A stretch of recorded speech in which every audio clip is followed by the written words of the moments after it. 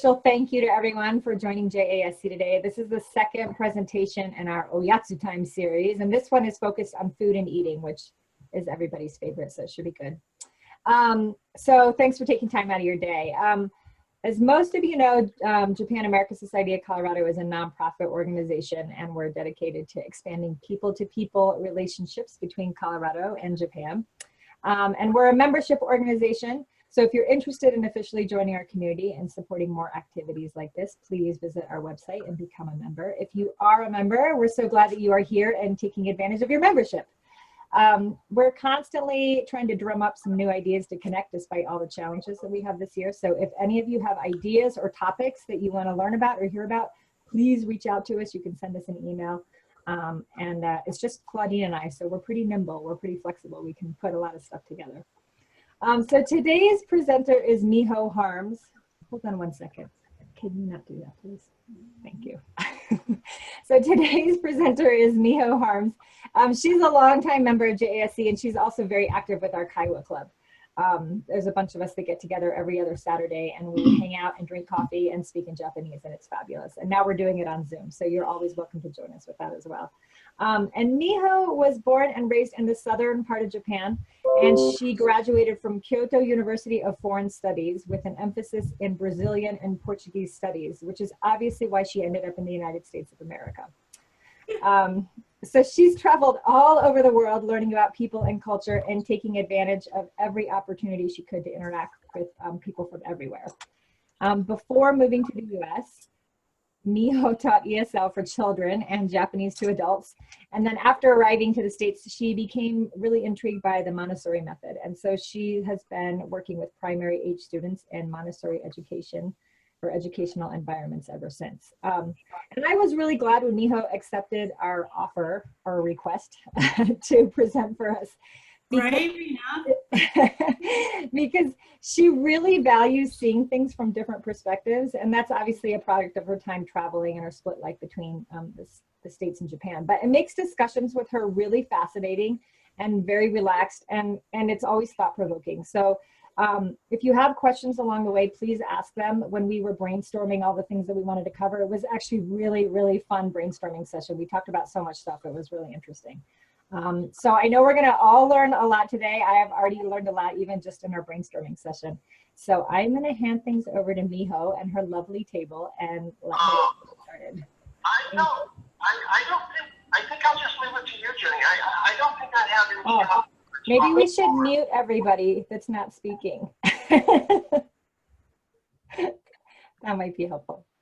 All right, I'm going to hand it over to Miho, and then I'm going to move to a different screen upstairs so Stone can join me in watching the presentation. Claudine, you're still muted, just so you know. Yes, okay, thank you very much. Okay, thank you. Okay, Miho, take it away. Okay. Hello, konnichiwa. My name is Miho Harmes. I was born and raised in Japan. Southern part of Japan called Ibusuki. Ibusuki is famous for its bonito and also okra. And my father makes the best okra pickles ever. And as I was growing up, my mom taught me how to cook. And when I came to the United States, she gave me this, it's got the masking tape here, but her recipe book. This is my treasure. Like, this is her Japanese recipe book. And so I think I'm gonna get started here. Okay, so chopsticks, many kinds. I have all kinds of chopsticks here, and I can maybe show you. Like, this is like, no, my son's chopsticks when they were small. It's too small for me.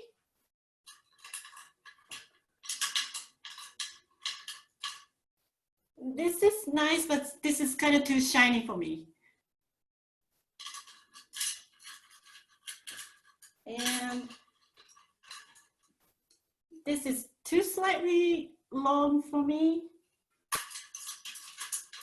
But this is just right. It's like Goldilocks and teddy bear. Like, this is just right. I love the way it feels when I hold it. This is my favorite. I mean, it's not expensive at all, but I like it. I like the way I feel. You know? Okay. And also we have this saibashi. I use this. Can you see? Like it's kind of hard to see. Okay.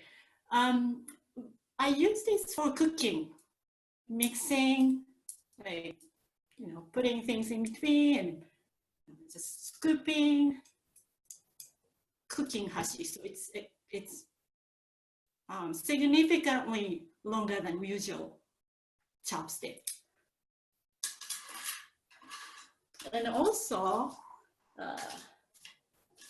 I'm sure you have seen these. These are called waribashi. Yeah, when you go to Japanese restaurant, you know, the restaurant will provide waribashi. But this you can make, so normally when we eat, we use chopstick rest, hashioki, but you can make your own hashioki with your the bag of the container or a paper bag of the chopsticks they provide. So I can show you how to make hashioki, if it's okay. Yeah, that's a good idea. All right. So while you're making hashioki, then where should I put this hashi, right? Because you're not supposed to put this directly on the table. So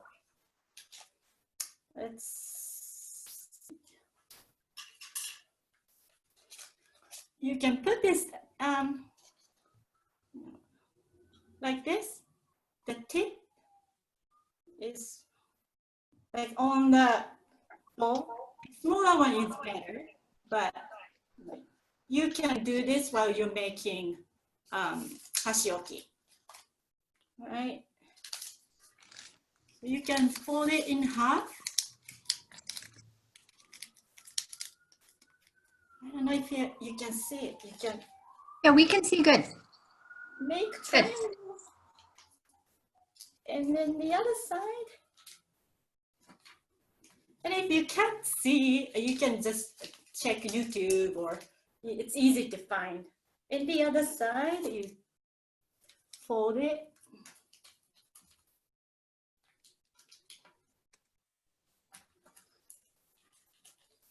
And again, you will fold it in half.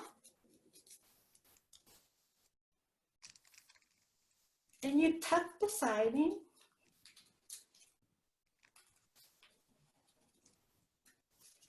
And the other, voila, that's it.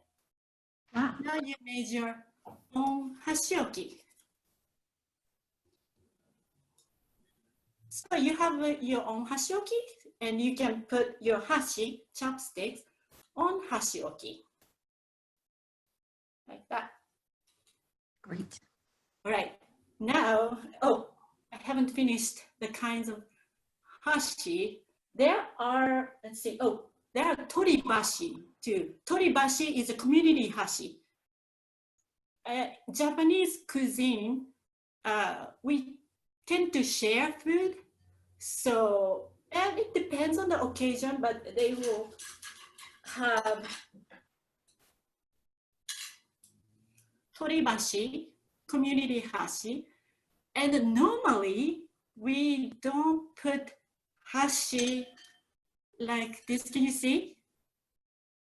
Like over the plate or over the bowl.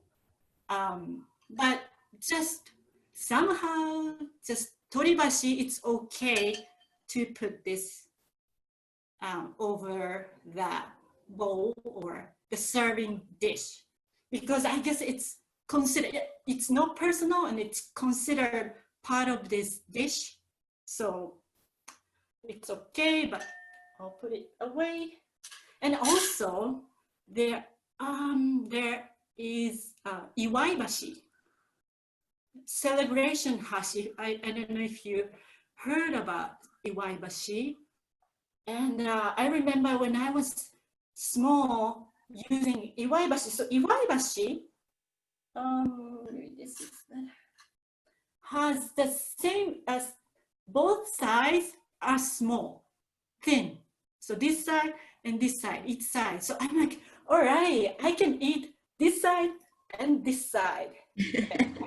And my mom is like, no, you can't do that because this side is for kami-sama. This side is for Japanese gods. So you only use this side because we share food. So this side, so I'm like, oh, I'm sorry. This side, I'm not supposed to use. So yeah, that's one of hashi, and it has special container. It says congratulations, and you're not supposed to throw that in the trash can either. So you either bring them to the shrine, bring them back to the shrine, or you can just put salt to kind of purify and put it in a trash can. So that's kind of special kind of chopstick. But here is, all right. So here's my favorite hashi. I am going to show you how to now pick up hashi. So you can, basically, whenever you eat Japanese food, you want to use two hands. And even if you're using one hand, like when you're eating ramen, right? You don't use two hands, but I would put my left hand kind of support the bowl when you eat, because you can't kind of bring it up. So just, support with your, the other hand that you're not using chopsticks. And also, picking chopsticks up, you use right hand. I'm sorry, I'm right-handed, so. And then put your left hand underneath the chopsticks. And then again, you hold your chopstick with your right hand. And when you put it back on the hashioki, you do opposite. Like that. And so that's how you, oh, and what if you want to hold something and want to hold chopsticks at the same time, right?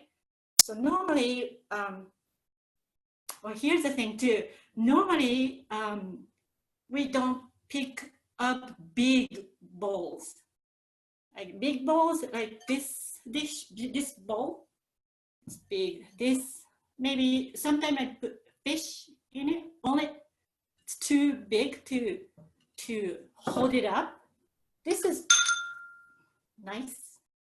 I would hold it up. So maybe the size of your palm would be the good gauge, I think, indicator. But so again, I would pick a bowl up with my right hand, and then use left hand and pick up my chopsticks with my right hand and put chopsticks between the, it depends, some people do between middle finger and ring finger, or pinky and ring finger. Yeah. And then eat. And when you're done, do backward. Yeah. That.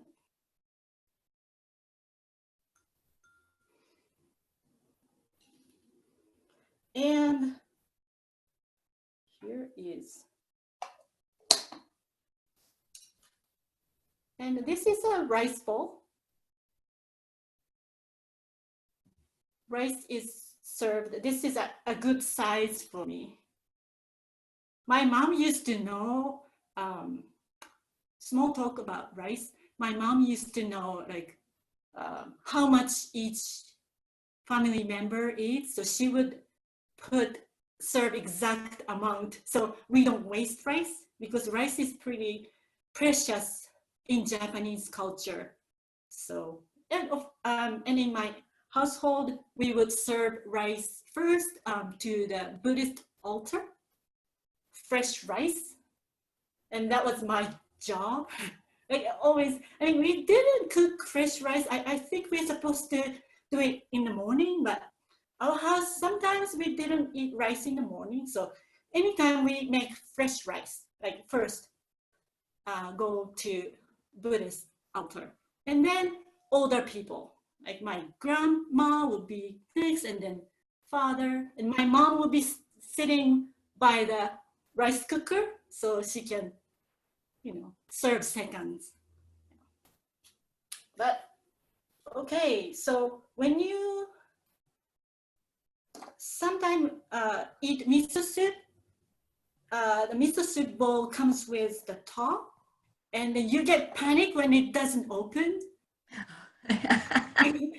I don't know if you had that experience, but it's so easy. You can just pinch the lower side and top side of bowl, then it will kind of air releases, so it's kind of easy to open. And then after you open it, you put it like this side should be the top, because sometimes when you go to nice restaurant, there's some pictures on it. I don't know if you have experienced that. And it's, oh, so beautiful, right? You can appreciate the picture. Wow, I'm taking so much time. I wanted to talk about more chopsticks, so let's talk about what not to do. Okay, so mostly, basically, chopsticks are for, what can you say, like to put things in between. So anything stabbing or, you know, pushing or even making noise or making music like drum is not okay. But that's the basic. I know you had poster, right, Jessica, Yes. what not to do. Yeah, Claudine found it, and I'll send it to everybody after everyone who's registered for this. We'll email it to you because it was a really nice little JPEG or poster about what to, you know, what not to do. Right. So biggest thing for me, it's just that kind of makes me uncomfortable. Just two things that one, stabbing rice with chopsticks, because, and also the passing around the food, chopsticks directly to chopsticks, because those both reminds me of kind of sad experience during funeral or cremation. So if I start talking about that, that's a long story. So why? And so, but those are, I mean, it's not even, I don't even feel offended. It just makes me feel uncomfortable. But of course I can, you know, teach people like, this is why I'm not comfortable. So, you know, and if a child is doing it, I really, you know, it doesn't, you know, hurt my feelings or anything. So you're saying, like, if I have chopsticks, if I pick something up and I pass it to somebody else and they take it with their chopsticks. Right, right. That's right. Direct- Talking about. Yeah. Okay. Because that's how we pass bones. When, Right. Yeah. Oh. Somebody. Okay. Yeah. So. And you also said not to put them across the bowl, the top of the bowl. Right. That you're not supposed to.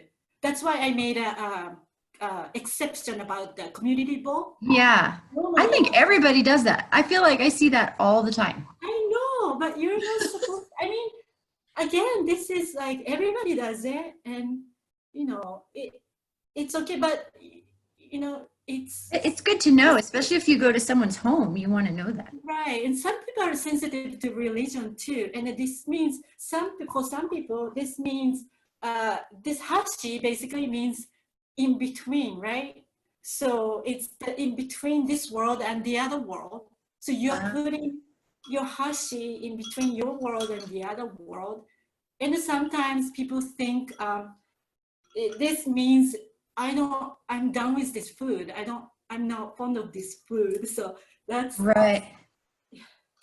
Interesting. That was what I had read too, that putting your hashi on your bowl like this was signifying that you were finished with your meal. Sort of, I mean, we have really esoteric rules like that with our dining too, right? Like you put your fork or your knife in a certain way. I mean, I don't know if anybody actually knows those rules. I just know they exist, but. Right. Like in a nice restaurant, that's right. Right. So it's safest just put it on that hashioki. Or if you don't see hashioki, just the tip of the bowl or any small container. And when you're done, I mean, you can, let's see, I have hashioki. You can use your hashioki, open it up, and put waribashi. Sorry, this is not waribashi. But, and you fold this like this. That means you're done. So. That's a great tip for people.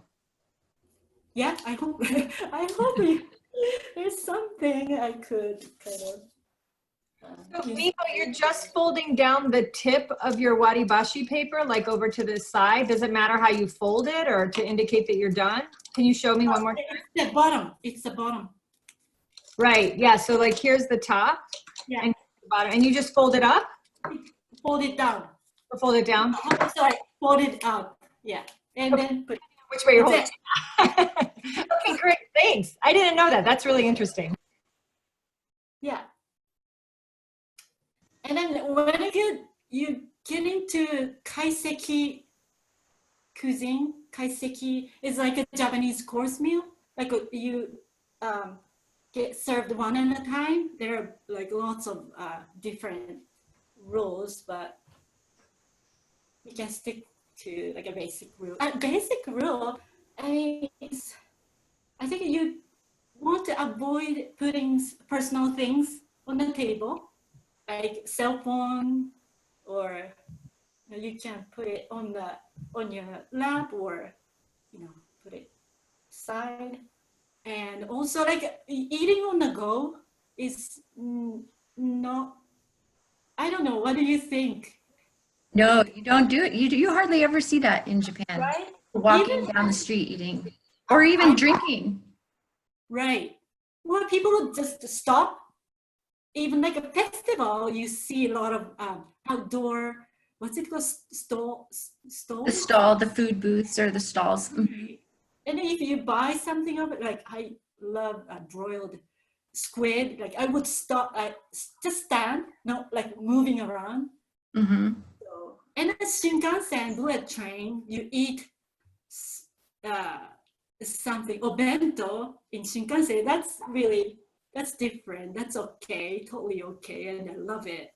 It's the best when you eat obento in Shinkansen and you can see Mount Fuji. It's the best. But yeah, and then I wanted to get into oshibori, but I don't know if I have time. Well, let's see. I think we have at least one question that I can see. So let's answer a couple questions and then go from there. So Debbie, do you have a question? Yes. Can you hear me okay? Yep. My question is, one time when I went and I was eating with older people who were strangers, and the daughter suggested that I turn the chopstick around to get food out of the group bowl, and then, you know, so you don't pass germs to the group bowl. There was no community chopstick in that. But then somebody else told me, no, that's really old-fashioned. We don't do that. So what is your opinion about turning the chopstick around? Okay, yeah, I have to say my family, we do it all the time. In your family? As I was growing up, but it's as a proper manner, you're not supposed to do it. One, because this is still a part you touch your hand, so you don't want to use that part to serve food. So this part still your hand touching. And Okay. also, again, this is another slightly Shinto kind of influence, but like I said, you know, top part is for kami and bottom part is for people. So, you know, this is, but I'm not too picky about those things. But So how would you serve then if there are no community chopsticks? so we just you use your own chopsticks. Just Oh. try your best not to just take your portion. Don't mix them around in there. Right. Yeah. That's. I think that's another like no. Like mix it around and pick one and then never mind and then pick something. Oh else. no. Yeah. Okay. So yeah, it depends on how sensitive. I mean, but I don't really. I do it. Sorry. I think it's best not to do it. Okay, we have another question. Inta, did you want to unmute and ask your question? We'll be real quick because I have to run. I have another meeting, Zoom call Okay. at 30. So I just want to make sure, I think you said this and I always wonder this, it's okay to pick up your bowl and sort of scoop food with the chopsticks into your mouth or even with soup to sort of slurp the soup directly from the bowl. Is that right? Slurping is actually a good thing in Japan. Okay, good to know. Yep. Great. And definitely okay to pick up your rice and eat it that way. Okay, thank you. Yeah, and if you really want to like do it right, you can, when you eat rice, you know, I would eat from one direction, to not like picking all kinds of direction, but Like sort of methodically, yeah. Right. That's awesome.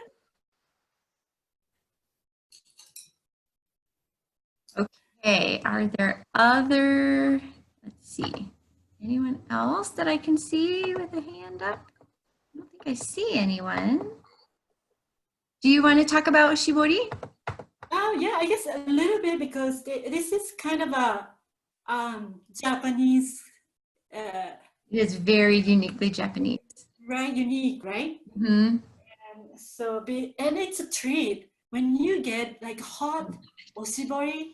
Yes. Oh, feels good. But the proper way of using oshibori is some people wear like face and everywhere. You know, it's okay. It doesn't really bother me at all. But proper way is to open it up. This is only for hands. So, and then use only one side inside and you wipe it really good, one side, and then put the dirty side, fold in and, roll it back up and put it back on the oshibori oki. And if you don't have oshibori container or oshibori plate, you can just put it on the table. Sometimes it's a wrapper because it's like the Right. So it's okay to put it on the table. Right. But you know, you don't want to. Again, this is, you know, it doesn't bother me. But you're not supposed to wipe your mouth or you wipe the soy sauce you spill. This is only for hand. And then for those wiping your mouth, we use kaishi. Have you used kaishi? I don't think so. Yeah. No. Jessica? Yeah. Yeah, it's like almost like a paper type material, right? Right. Yeah. So this is the one. It's pretty handy dandy. You can wipe your mouth, or sometimes you can use kaishi instead of again another one. You're not supposed to actually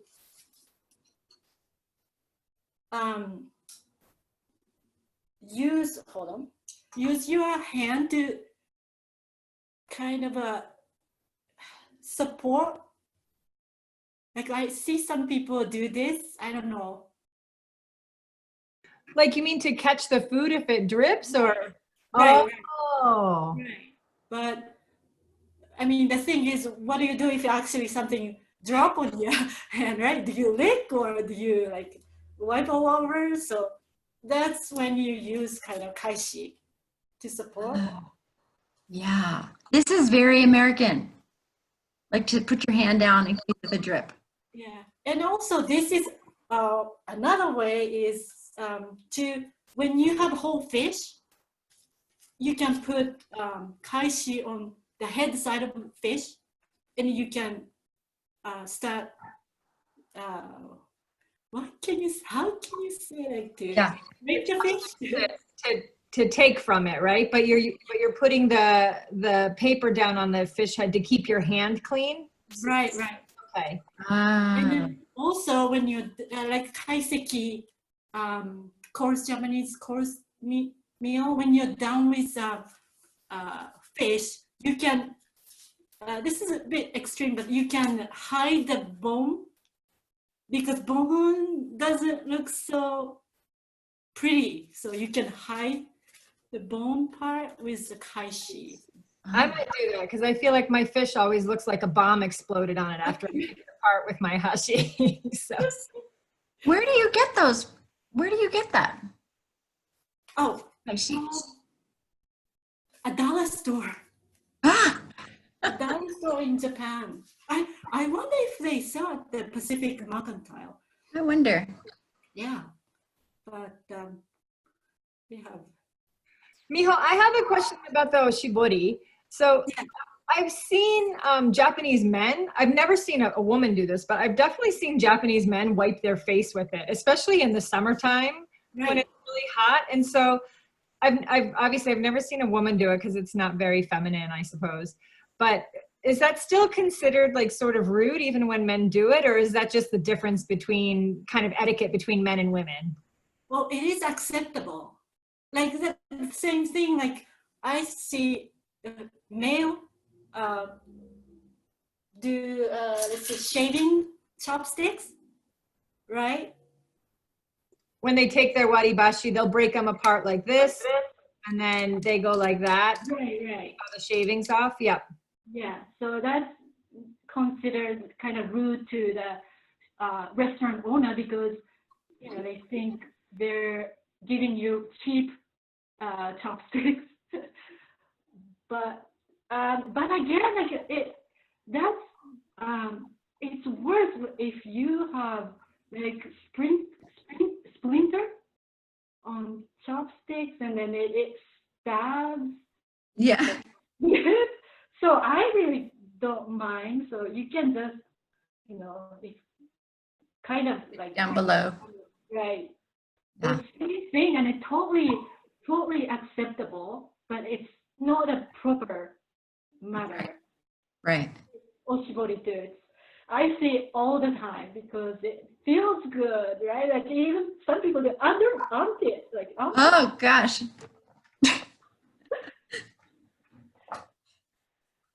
So Other questions before we wrap things up? We're a little over. Hi. I was curious. I have bought kids' chopsticks to put in my hair? Is that rude or is that okay? So I have one now, like it's to put a chopstick in my hair. Is that rude at all? I don't Or think, it's okay? yeah, I don't see it in Japan, but I don't know. What do you think? I think that if I was in Japan, I wouldn't do it because it would be like if somebody walked around with like a fork in their hair, right? It's really bizarre, right? In Japan, maybe.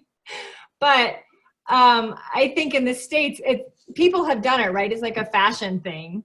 And Yeah. so I've seen people with chopsticks in their hair. So maybe I don't think it's a big deal, but maybe I wouldn't do it like at a owned Japanese restaurant or in Japan or something like that. I would maybe be a little bit more, Right. Everybody has their own comfort zone and sensitivity. I'm pretty fine. I grew up in the southern part of Japan, very, very laid back. And one time my husband did a school trip with 17 students, high school students. They all came over to my parents' house and stayed over like few nights.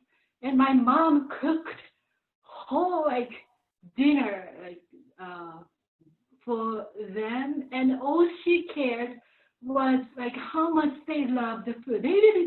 She didn't care about the how to use chopsticks. She was just so happy that they loved her food.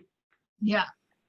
So I believe, yeah, it depends on the religious sensitivity and growing up, and also area. The manner is a little different, depends on the area. But the things I showed today, I think it's pretty much kind of basic and general. So. Right.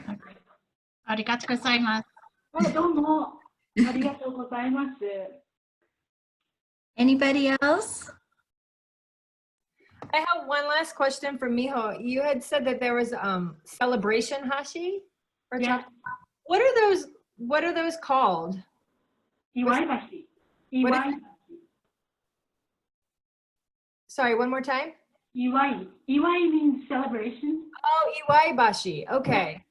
All right. So, because that was really interesting. I also didn't know that there was a name for the community hashi called toribashi desho. 祝い箸。 Toribashi, which means to pick something. Tori means to pick something up, right? So the names of the hashi were really interesting to me. And I didn't know that the cooking chopsticks had names. We just called them cooking chopsticks in my family, or cooking hashi. But so that was interesting. They're called zaibashi. So thanks.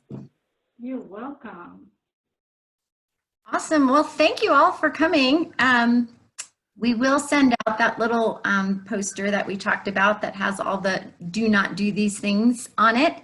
I think we touched on most of them here today. But if we missed anything or you have additional questions, feel free to email Jessica or I, and we can reach out to Miho. And Miho, thank you so, so much for doing this for us.